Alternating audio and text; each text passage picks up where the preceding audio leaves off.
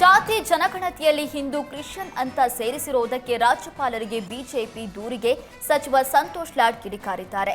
ಸಮೀಕ್ಷೆಗೆ ಮನೆ ಮನೆಗೆ ಹೋದಾಗ ಜನರು ಜಾತಿಯ ಅಭಿಪ್ರಾಯ ಹೇಳ್ತಾರೆ. ಅದಕ್ಕೆ ಯಾಕೆ ಈ ಬಿಜೆಪಿಯವರು ಹೋಗಿ ರಾಜ್ಯಪಾಲರಿಗೆ ದೂರು ಕೊಡಬೇಕು ಅಂತ ಪ್ರಶ್ನಿಸಿದ್ದಾರೆ.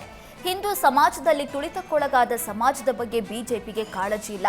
ಬಿಜೆಪಿಯವರಿಗೆ ಹಿಂದೂ ಅನ್ನೋದು ಕೇವಲ ವೋಟಿಗಾಗಿ ಮಾತ್ರ ಬೇಕಾಗಿದೆ ಅಂತ ಆರೋಪಿಸಿದ್ರು. ಶ್ರೀಮಂತ ಹಿಂದೂಗಳ ಬಳಿ ಇರುವ ಆಸ್ತಿಯನ್ನ ಬಡವರಿಗೆ ಕೊಡ್ಲಿ ನೋಡೋಣ ಅಂತ ಪ್ರಶ್ನಿಸಿದ್ದಾರೆ. ಈ ದೇಶಕ್ಕೆ ಜಾತಿ ಯಾಕೆ ಬಂತು? ನಿಜವಾದ ಹಿಂದೂಗಳ ಬಗ್ಗೆ ಬಿಜೆಪಿಯವರಿಗೆ ಕಾಳಜಿ ಇಲ್ಲ. ಗುಡಿಗಳನ್ನ ಕಾಂಗ್ರೆಸ್ ಕಟ್ಟಿದೆ. ಮುಜರಾಯಿಗೆ ನಾವು ದುಡ್ಡು ಕೊಟ್ಟಿದ್ದೇವೆ. ಬಡ ಹಿಂದೂಗಳಿಗೋಸ್ಕರ ಏನ್ ಮಾಡಿದ್ದಾರೆ ಅಂತ ಪ್ರಶ್ನಿಸಿದ್ದಾರೆ.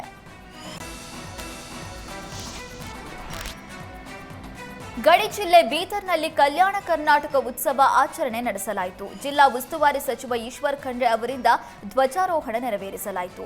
ಬಳಿಕ ಉಸ್ತುವಾರಿ ಸಚಿವರಿಗೆ 12 ತುಕಡಿಗಳು ಗೌರವ ವಂದನೆ ಕೊಡಲಾಯಿತು. ಕಾರ್ಯಕ್ರಮದಲ್ಲಿ ಶಾಸಕ ಡಾಕ್ಟರ್ ಶೈಲೇಂದ್ರ ಬೆಲ್ದಾಳೆ, ಸಂಸದ ಸಾಗರ್ ಖಂಡ್ರೆ, ಜಿಲ್ಲಾಧಿಕಾರಿ ಶಿಲ್ಪಾ ಶರ್ಮಾ, ಜಿಲ್ಲಾ ಪಂಚಾಯತ್ ಸಿಇಒ ಡಾಕ್ಟರ್ ಗಿರೀಶ ಬದೋಲೆ, ಎಸ್ಪಿ ಪ್ರದೀಪ್ ಗುಂಟಿ ಸೇರಿದಂತೆ ಹಲವು ಗಣ್ಯರು ಭಾಗಿಯಾಗಿದ್ದರು. ಬಿಪಿಎಲ್ ಕಾರ್ಡ್ ರದ್ದು ಮಾಡುವ ಉದ್ದೇಶದಿಂದ ಜಾತಿ ಸರ್ವೆ ಮಾಡಲಾಗ್ತಾ ಇದೆ ಅಂತ ಶ್ರೀರಾಮುಲು ಆರೋಪಿಸಿದ್ದಾರೆ. ಶೈಕ್ಷಣಿಕ ಆರ್ಥಿಕ ಜಾತಿಯ ಸಮೀಕ್ಷೆ ಬಿಪಿಎಲ್ ಕಾರ್ಡ್ಗಳನ್ನು ರದ್ದು ಮಾಡುವ ಹುನ್ನಾರವಾಗಿದೆ. ಗಣತಿ ಹೆಸರಲ್ಲಿ ಹಣ ಲೂಟಿ ಮಾಡುವ ಸಿಎಂ ಸಿದ್ದರಾಮಯ್ಯ ಮುಂದಾಗಿದ್ದಾರೆ.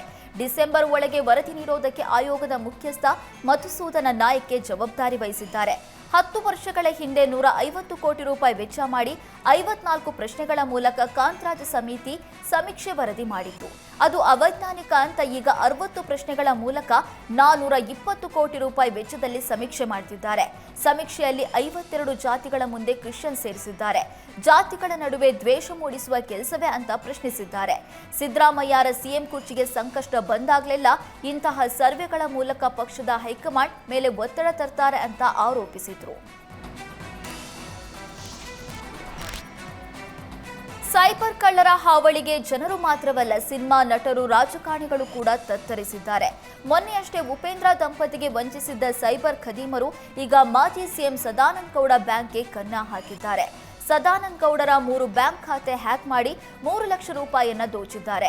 ಎಚ್ಡಿಎಫ್ಸಿ, ಎಸ್ಬಿಐ, ಆಕ್ಸಿಸ್ ಬ್ಯಾಂಕ್ಗಳನ್ನು ಹ್ಯಾಕ್ ಮಾಡಿ ಪ್ರತಿ ಖಾತೆಯಿಂದ ತಲಾ 1 ಲಕ್ಷ ರೂಪಾಯಿಯನ್ನ ಯುಪಿಐ ಟ್ರಾನ್ಸಾಕ್ಷನ್ ಮೂಲಕ ಹಣ ವರ್ಗಾವಣೆ ಮಾಡಿದ್ದಾರೆ. ತಮ್ಮ ಬ್ಯಾಂಕ್ ಖಾತೆಗಳು ಹ್ಯಾಕ್ ಆಗಿರುವ ಬಗ್ಗೆ ಪೊಲೀಸ್ ಆಯುಕ್ತರಿಗೆ ಮಾಜಿ ಸಿಎಂ ಸದಾನಂದ ಗೌಡ ದೂರು ನೀಡಿದ್ದಾರೆ. ಸಚಿವ ಜಮೀರ್ ಅಹಮದ್ ಜೊತೆ ಆರ್ಥಿಕ ವ್ಯವಹಾರದಡಿ ಸಚಿವ ದಿನೇಶ್ ಗುಂಡೂರಾವ್ಗೆ ಲೋಕಾಯುಕ್ತ ನೋಟಿಸ್ ಜಾರಿ ಮಾಡಿತ್ತು. ಈ ವಿಚಾರಕ್ಕೆ ಇಂದು ದಿನೇಶ್ ಗುಂಡೂರಾವ್ ಪ್ರತಿಕ್ರಿಯೆ ಕೊಟ್ಟಿದ್ದಾರೆ. ಮದುವೆ ಸಮಯದಲ್ಲಿ ಹಣ ತಗೊಂಡಿದ್ವಿ ಅಂತ ದಿನೇಶ್ ಗುಂಡೂರಾವ್ ತಿಳಿಸಿದ್ರು. ಬಳಿಕ ನಾನ್ ನಿಮ್ಗೆ ಯಾಕೆ ಹೇಳಬೇಕು ಎನ್ನುವ ಮೂಲಕ ಉದ್ದಟತನದ ಮಾತುಗಳನ್ನಾಡಿದ್ದಾರೆ. ಲೋಕಾಯುಕ್ತರ ಬಳಿ ಕಾಲಾವಕಾಶ ಕೇಳಿದ್ದೇನೆ. ಎಲ್ಲ ಚೆಕ್ ಮೂಲಕವೇ ಕೊಟ್ಟಿದ್ದೇವೆ. ಎಲ್ಲ ಡಾಕ್ಯುಮೆಂಟ್ ಕೊಡ್ತೀನಿ ಅಂತ ತಿಳಿಸಿದ್ದಾರೆ. ಬೆಳಗಾವಿ ಜಿಲ್ಲೆಯ ಅಥಣಿ ತಾಲೂಕಿನ ಮಸರಗುಪ್ಪಿಯಲ್ಲಿ ಮೋಟಾರ್ ಪಂಪ್ ಕದಿಯೋದಕ್ಕೆ ಬಂದಿದ್ದ ಖದೀಮ ಗ್ರಾಮಸ್ಥರ ಕೈಯಲ್ಲಿ ಲಾಕ್ ಆಗಿದ್ದಾನೆ. 3 ಆರೋಪಿಗಳು ಪರಾರಿಯಾಗಿದ್ದಾರೆ. ದುರ್ಗಪ್ಪ ಶಿವಪ್ಪ ಸೆರೆಯಾಗಿದ್ದು ಸ್ಥಳಕ್ಕೆ ಅಥಣಿ ಪೊಲೀಸರನ್ನ ಕರೆಸಿ ಖದೀಮನನ್ನ ಪೊಲೀಸರಿಗೆ ಒಪ್ಪಿಸಲಾಗಿದೆ. ವಿಚಾರಣೆ ನಡೆಸಿದ ವೇಳೆ ಹಲವು ವಿಚಾರಗಳನ್ನ ಬಾಯ್ಬಿಟ್ಟಿದ್ದಾನೆ. ಮಹಾರಾಷ್ಟ್ರದ ನೇಸರಗಿ ಮೂಲದ ಖದೀಮರ ಗ್ಯಾಂಗ್ ಕರ್ನಾಟಕಕ್ಕೆ ಬಂದು ಕಳ್ಳತನ ಮಾಡಿ ಪರಾರಿಯಾಗ್ತಾ ಇತ್ತು. ಬೆಂಗಳೂರಿನ ಸರ್ಜಾಪುರ ರಸ್ತೆಯಲ್ಲಿ ಕಾಂಕ್ರೀಟ್ ಮಿಕ್ಸರ್ ಮತ್ತು ಟ್ರಕ್ ನಡುವೆ ಅಪಘಾತವಾಗಿದ್ದು ಟ್ರಾಫಿಕ್ ಜಾಮ್ನಿಂದ ಟೆಕ್ಕಿಗಳು, ವಿದ್ಯಾರ್ಥಿಗಳು ಸುಸ್ತಾಗಿದ್ರು.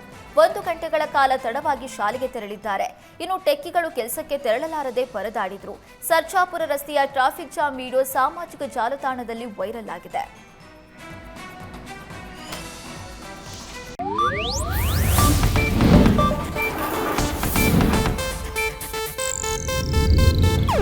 ಇದು ಏಷ್ಯಾನೆಟ್ ನ್ಯೂಸ್ ನೆಟ್ವರ್ಕ್ ಪ್ರಸ್ತುತಿ.